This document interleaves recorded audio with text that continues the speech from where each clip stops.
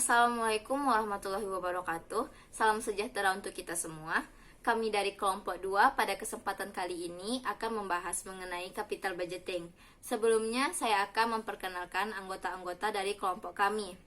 Saya sendiri Nova Desmayanti dan teman-teman saya yang lainnya Arya Pahlevi, Muhammad Fari Azmi, Hanisah, dan Yuliana. Pertama masuk di definisi capital budgeting. Terdapat dua kata yaitu kapital dan budget. Kapital atau modal itu sendiri merupakan aktiva tetap yang digunakan untuk produksi. Sedangkan budget atau anggaran adalah sebuah rencana rinci yang memproyeksikan aliran kas masuk dan aliran kas keluar selama beberapa periode pada saat yang akan datang. Nah, jadi penganggaran modal atau capital budgeting adalah proses menyeluruh menganalisa proyek-proyek dan menentukan mana saja yang dimasukkan ke dalam anggaran modal. Nah, secara garis besar, berarti capital budgeting merupakan rencana pengeluaran aktiva tetap. Selanjutnya mengenai tahap-tahap dalam capital budgeting. Nah, di sini terdapat 6 tahapan. Yang pertama yaitu menentukan biaya proyek. Yang kedua, setelah biaya proyek ditentukan, manajemen memperkirakan aliran kas yang diharapkan dari proyek termasuk nilai akhir dari aktiva. Nah, yang ketiga, mengestimasi risiko dari aliran kas proyek. Keempat, setelah mengetahui risiko dari proyek, manajemen harus menentukan biaya modal atau cost of capital yang tepat untuk mendiskon aliran kas proyek. Nah, yang kelima, dengan menggunakan nilai waktu uang, aliran kas masuk yang diharapkan digunakan untuk memperkirakan nilai aktiva. Nah, yang terakhir, membandingkan nilai sekarang dari aliran kas yang diharapkan dengan biayanya.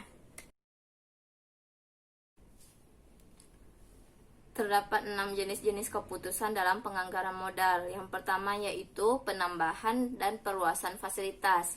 Nah, keputusan yang kedua ada produk baru. Yang ketiga, inovasi dan perluasan produk pengganti yang terjadi dalam kegiatan perusahaan seperti penggantian pabrik, peralatan usang, penggantian pabrik atau peralatan lama dengan pabrik atau peralatan yang lebih. Yang keempat, menyewa atau membeli aktiva yang digunakan dalam operasional perusahaan. Nah, yang kelima, penyesuaian fasilitas dan peralatan dengan peraturan pemerintah, lingkungan, dan keamanan. Yang keenam, keputusan lain-lainnya seperti kampanye iklan, program pelatihan, dan proyek-proyek yang memerlukan analisis arus kas keluar dan arus kas masuk. Prinsip dasar proses penganggaran modal. Prinsip dasar proses penganggaran modal ini terbagi menjadi dua. Yang pertama yaitu penganggaran modal pada dasarnya adalah aplikasi prinsip yang mengatakan bahwa perusahaan harus menghasilkan keluaran atau menyelenggarakan kegiatan bisnis demikian rupa sehingga hasil input produk sama dengan biaya inputnya. Yang kedua yaitu prinsip ini dalam kerangka penganggaran modal berarti bahwa perusahaan harus melakukan tambahan investasi sedemikian rupa sehingga perolehan imbuh investasi itu sama dengan biaya imbuhnya. Kemudian yaitu capital budgeting dalam menilai kelayakan investasi. Penilaian investasi bertujuan untuk menilai usulan keputusan investasi yang seperti apa yang layak dijalankan, yang memberi keuntungan yang paling maksimal dengan risiko paling minim yang bisa diperoleh perusahaan. Terdapat dua kategori metode penilaian investasi yang umum digunakan yakni model non-diskonto dan model diskonto. Yang pertama yaitu model non-diskonto. Model non-diskonto adalah metode penilaian yang tidak memperhatikan nilai waktu dari uang. Metode ini terdapat dua pendekatan metode dalam perhitungannya. Yang pertama yaitu payback period. Analisa penilaian investasi metode payback period merupakan metode untuk mengetahui jangka waktu pengembalian sebuah investasi. Kemudian yang kedua yaitu average rate of return. Analisa metode penilaian investasi ARR menilai seberapa besar keuntungan atau laba perusahaan dibandingkan dengan rata-rata nilai dari investasi. Metode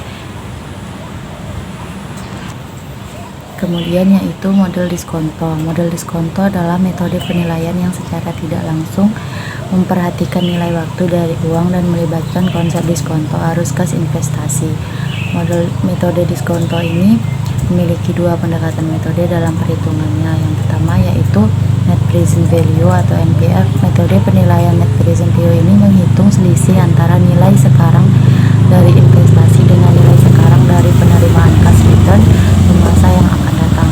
Yang kedua yaitu internal rate of return IRR.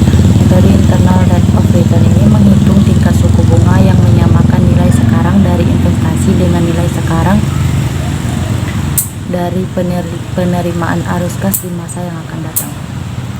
Selanjutnya yaitu activity based budgeting.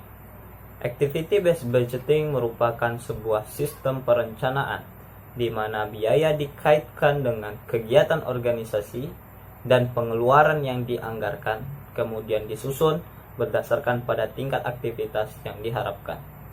Basis biaya mencakup biaya langsung dalam suatu aktivitas dan biaya tidak langsung atau biaya overhead. Biaya langsung adalah biaya-biaya yang dapat diidentifikasi secara langsung dalam pemberian layanan atau pekerjaan. Sedangkan biaya tidak langsung itu merupakan biaya-biaya yang tidak dapat dikaitkan secara langsung dengan pemberian layanan.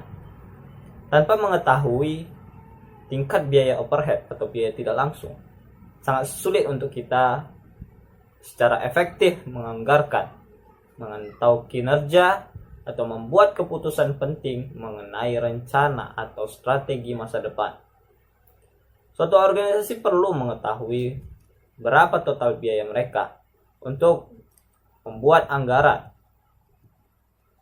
dan perkiraan yang akurat, membuat aplikasi untuk pendanaan, memantau biaya secara efektif, memahami kebutuhan pendanaan dasar organisasi, membantu pengambilan keputusan dan alokasi biaya untuk proyek dan kegiatan, dan yang terakhir, membuat keputusan strategi. Sebagai suatu sistem penganggaran, activity-based budgeting tentu saja memiliki keunggulan dan kelemahan. Keunggulan activity-based budgeting yang pertama yaitu sistem ini memungkinkan penyempurnaan perencanaan biaya tingkat tinggi. Yang kedua itu sistem ini menimbulkan hubungan yang kuat dengan tujuan organisasi. Sedangkan kelemahan dari activity-based budgeting adalah terkait dengan waktu dan sumber daya awal yang diperlukan. Dalam mengembangkan model activity-based budgeting, penting untuk kita ketahui hal-hal yang harus diidentifikasi. Yang pertama itu aktivitas apa yang sedang atau perlu dilakukan. Yang kedua seberapa efisien aktivitas dilakukan. Yang ketiga apa yang mendorong tingkat sumber daya yang diperlukan. Yang keempat hubungan antara pendorong tingkat aktivitas. Dan yang kelima bagaimana penyebab dapat diubah. Dan hal ini dapat memengaruhi sumber daya aktivitas yang diperlukan. Penyempurnaan capital budgeting dengan sistem activity based costing atau ABC dalam konteks perhitungan harga pokok per unit atau penginvestasian modal akan lebih akurat jika kita menggunakan sistem ABC daripada sistem tradisional. Hal ini disebabkan sistem tradisional tidak memasukkan biaya tak langsung seperti biaya pemulihan, biaya administrasi, biaya pelatihan, biaya reward, dan biaya lainnya. Oleh karena itu, akan beda kesimpulan yang akan diambil jika kita menggunakan sistem ABC maupun sistem tradisional. Yang berikutnya adalah investasi modal dalam pengembangan produk baru. Investasi modal adalah penggunaan sejumlah dana untuk menggunakannya kepada sumber daya yang dimiliki oleh perusahaan, kemudian memberikan manfaat bagi perusahaan di masa depan. Yang kedua yaitu pengembangan produk baru. Pengembangan produk baru adalah sebuah pencarian gagasan atau ide terhadap barang dan jasa yang kemudian mengkonversikannya ke dalam tambahan lini produk. Nah, dapat diambil kesimpulan investasi modal dalam pengembangan produk baru adalah suatu investasi oleh perusahaan yang kemudian mencari produk baru namun tidak melupakan produksi pada produk sebelumnya. Baiklah, selanjutnya kita masuk ke studi kasus, di mana di sini kami mengambil studi kasus PT Pabrik Es Wira Jawa Timur dengan unit pabrik itu SK Sri Pandaan. Nah, di mana PT Pabrik Es Wira Jawa Timur ini merupakan salah satu perusahaan warisan zaman Belanda yang mulai didirikan sejak tahun 1918 dan tetap dipertahankan hingga sekarang. Nah, di mana pabrik yang berpusat di Pandaan ini hanya memproduksi es balok saja. Nah, seperti yang diketahui data yang kami peroleh dari tahun 2009 sampai tahun 2012, permintaan terhadap es balok itu meningkat dari tahun ke tahun. Pada tahun 2009 terdapat permintaan sebesar 720.000. Pada tahun 2010 terdapat permintaan sebesar 734.760. Pada tahun 2011 terdapat permintaan sebesar 771.120 dan terakhir pada tahun 2012 itu terdapat permintaan sebesar 865.800.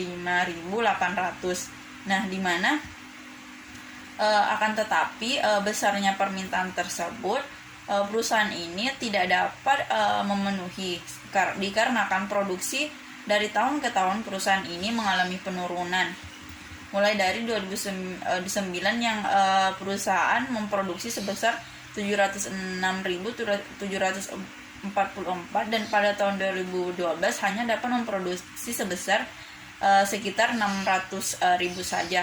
Hal ini dikarenakan karena adanya keterbatasan kemampuan mesin produksi untuk memproduksi es balok itu sendiri, sehingga tidak dapat memenuhi permintaan dari konsumen es baloknya.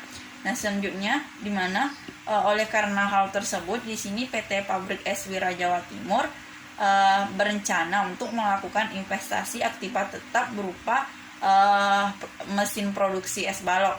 Nah, di mana dari rencana pembelian ini perusahaan tersebut mengharapkan bahwa kegiatan produksinya ini dapat meningkat sehingga dapat memenuhi permintaan dari konsumennya, dan diharapkan laba perusahaan tersebut juga dapat meningkat.